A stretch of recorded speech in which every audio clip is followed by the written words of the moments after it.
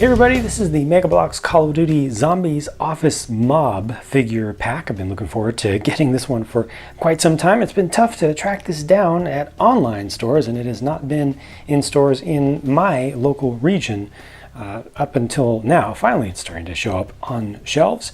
I've been looking forward to it for the zombies and also for the stuff that's included, the little terrain, background, extra add-on stuff, which is actually even a little bit cooler than the zombies to me.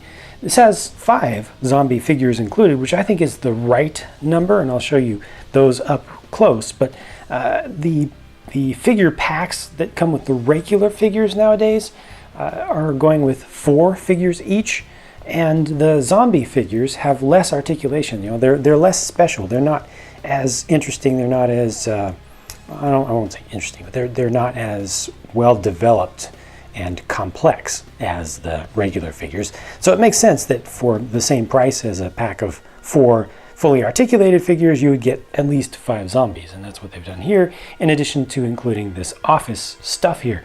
Now you'll see some little pieces of paper and things around the edges. Those are actually included with the set. They have you cut these pieces out, and they're really nice prints. You cut them out from the instruction sheet, and then you can distress them. So I've kind of crinkled these up a little bit, give you a little closer look at some of those.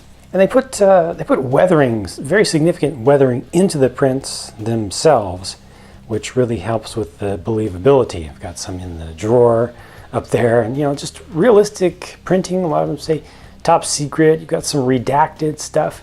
It's cool. A little manila folder here that's really, really old.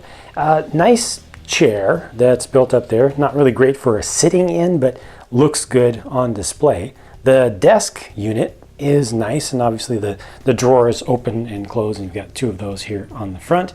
Got the nice old typewriter, which has a printed face to it for the keyboard. The back part of it, though, the main body of it, isn't that great, with just the kind of half cylinder pieces that they use there.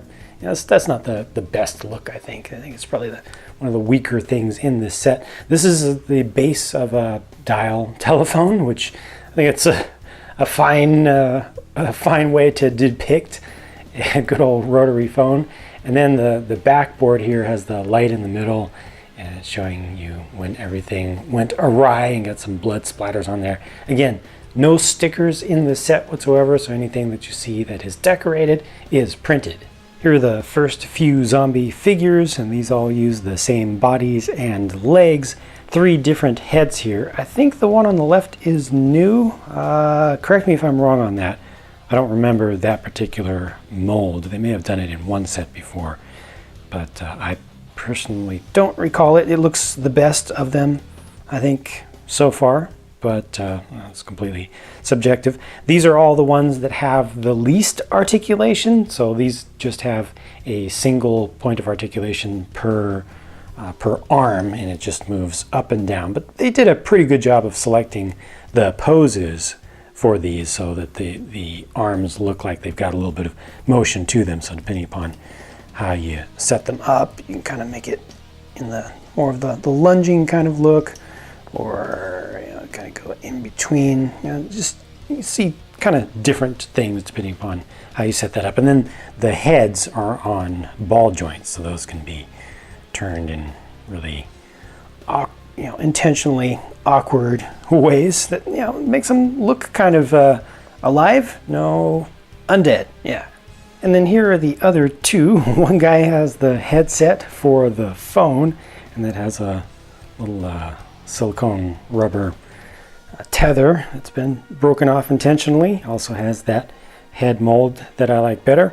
And both of these here have more articulation. Yeah, it gets an additional axis, basically rotating around, rotating the upper arm. So you move the lower arms, kind of like rotating at the elbow almost. But that allows you to do a lot more. You can get some real broken arm kind of looks, and just changes things up, and then you can combine that with the up and down motion. For so little articulation, they really give you a lot of things that you can do just because of the shaping that they chose, and the particular posing of the wrists and the elbows here between these. I like them. I think that between these two, I like the body on the left better because of its painting, how that one's painted up and with the blood on the front of it. But there's not a lot of variance between these figures in terms of their color schemes. I feel like previous sets have had a little bit more variation there. These are all kind of gray. Still ends up being my personal favorite of the zombie figure packs that they've done so far, mostly because of the office furniture and even the paperwork that they include in there. Just nice touches, makes for good displays. I like it. So thank you for watching. Let me know if you have any thoughts about this set that you would like to share. Just leave your thoughts in a comment down below and I will talk to you again very soon.